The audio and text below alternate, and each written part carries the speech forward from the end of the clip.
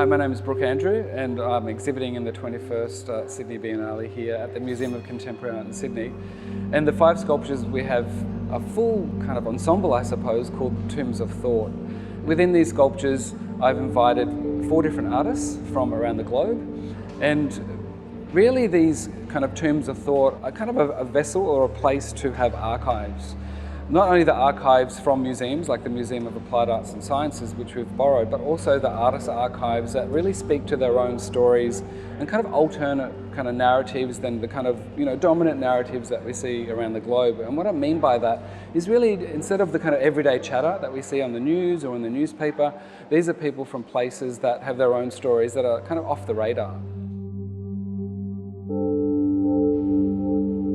This is Shiraz Bayjoo, who is from Mauritius, based in London. Shiraz, I'm just wondering if you could share, what the experience of me inviting you to be part of this, collaboration here. Well, first of all, it's a really great moment to sort of be bringing some of the conversations that we've had together, and to bring it to this platform. In terms of the context of the work that we're presenting, it's kind of a crisscross of narratives across the Indian Ocean, so lots of archive material, and it's kind of layered so that it kind of allows the audience to create some of their own stories, because ultimately there is no one single story to tell, right? Yeah. And some of the objects are from your own collection? Some of the objects are from my own collection, from my own family's photo collection, as well as some of the amazing objects that we've taken from the Museum of Applied Arts and Science. Yeah, so what is the crux of your little micro world that you've made?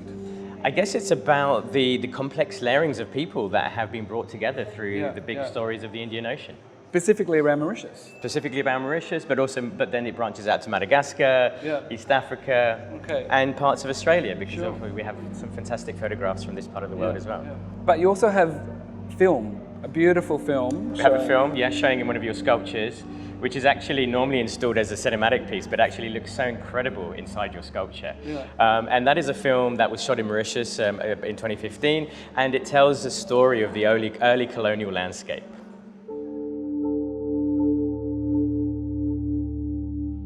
Moyin has travelled from Hokkaido and is an Ainu woman, a performer, and also a reviver of language, Ainu language, and also tattooing. 去年の1年と少し前にブルックと片岡さんが札幌に来たので、その時にお会いして、で一緒に札幌だとか白老だとか旭川だとかというアイヌの記念館に一緒に行って、私のおじいさんの博物館に行ってブルックととても話があって、今回シドニーに来ることになりました。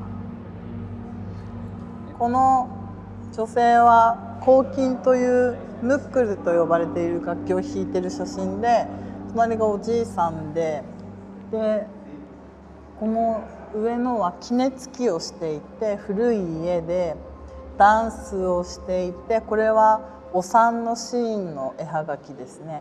これは全部観光目的に作られたもので、本当にそのシーンを写したものではありません。私の映像は自分の入れ墨を入れている映像があるんですが、それをまずこの衣装で東京の電車に乗っていろんな人からの視線を集めて、その後に自宅に帰って入れ墨を入れる映像というのを撮ったんですが、今入れ墨はもう禁止されていて、私しかアイヌの伝統的な入れ墨を入れている人はいないので、見るには私を見るしかなくて、その特別感というものがやっぱりここのシドニーに来て、その入れ墨の映像を皆さんに見てもらうっていうのはすごくスペシャルなことだと思っています。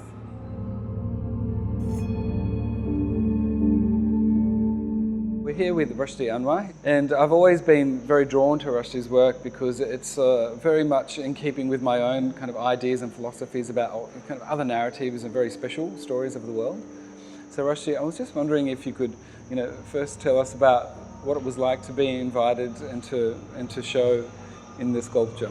I was very pleased to collaborate with Brook in this project especially, and it was fascinating how we came across the ideas how to select the items, especially in the museum, And I went to the museum and I went to their collections and I picked some objects, as you see behind us, the flag and some other items inside the sculptures. And also I came to idea to respond to these items which I borrow, plus my own collection and family collections. I brought it to the sculpture and I put it there, and creating of new works in different approaches like sculpture, ceramics, photographs, some photo paintings, and some other approaches. Also in the same context, responding the context of the what's left behind, creation of the new video work as well, which is a part of the video work is in this sculpture as well. So that was kind of brief idea about how we collecting and selecting these objects. And what is that history though? Could you tell us briefly about the really important history that you're talking about? Yes, the history was in a context of the whole dynamic of the whole project for all of us. When I went back and we have discussion about those issues and histories, I went back to the histories of Kurdistan and Iraq in 1917 through the division of Kurdistan, the English as a colony representing in Kurdistan, and we went to this area to the current history, which is, we see it until today, the coalition like American or the English are still there. So it's kind of extending from 1917 to now and selecting particular political events, what's happened through there. And that was kind of a brief response to the project.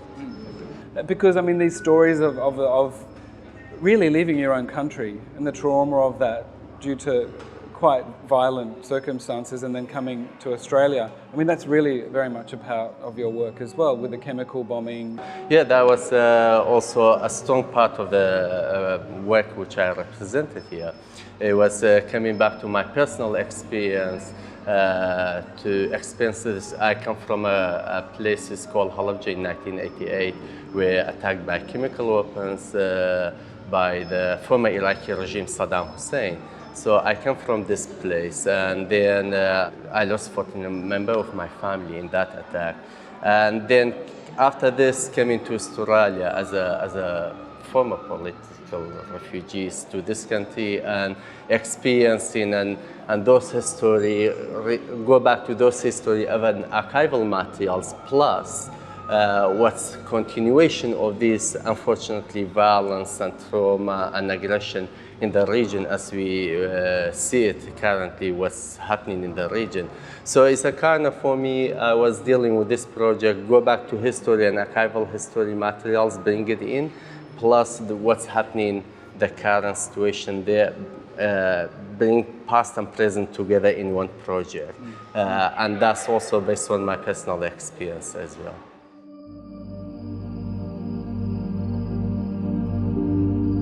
We're here with Vered Snear, and Vered is an Israeli Toronto-based artist. And Vered, I'm just wondering if you could share a little bit about, number one, kind of what it's like to work in this kind of collaborative environment, but also about the work itself. So I think working with Brook to begin with, before I was introduced to the other artists and their incredible stories, was really about those conflicting ideas of history and how they construct certain ideologies. And this is a passion, I guess, both you and I share, an engagement with an archive, and just to be a part of such an interesting way to talk about history and to think about trauma was really, really special for me. So my work really started with the engagement with the mass collection. I found this coin from 1927 from the British Mandate in Palestine and was just really drawn to it. The first thing I found out about it in Israeli culture, when you flip a coin, you say Etz and Pali, and that originates from this coin, which I never knew. It's kind of something that you say without knowing its origin.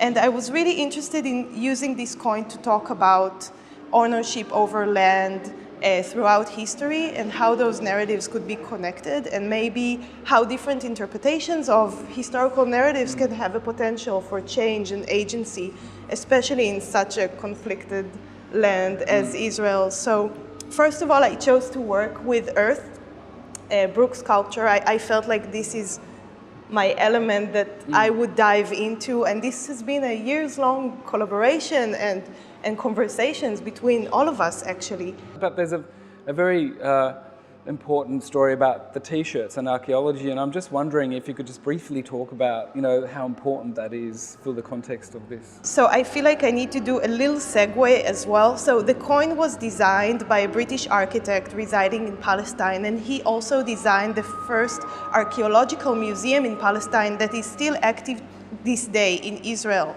And that way of looking at the land of Israel really interests me, and how it kind of how you can kind of draw a line between those histories. So, for example, there is a site in Israel called Khirbet Kiafa, which is an archaeological site that was dug for 7 years between 2008. And the excavation T-shirts are actually here. And I did kind of a research of how the excavation T-shirts basically portray the narrative over land, and how you narrate what you find in those archaeological sites.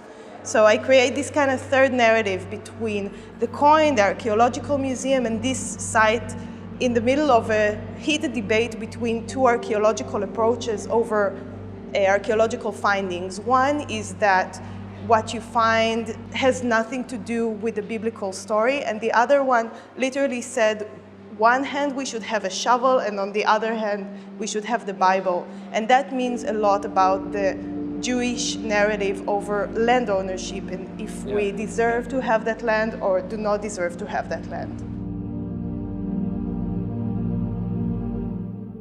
The reason why I invited them to kind of collaborate, to show within these sculptures, is to not only tell their stories, but to create new connections and webs to the story here.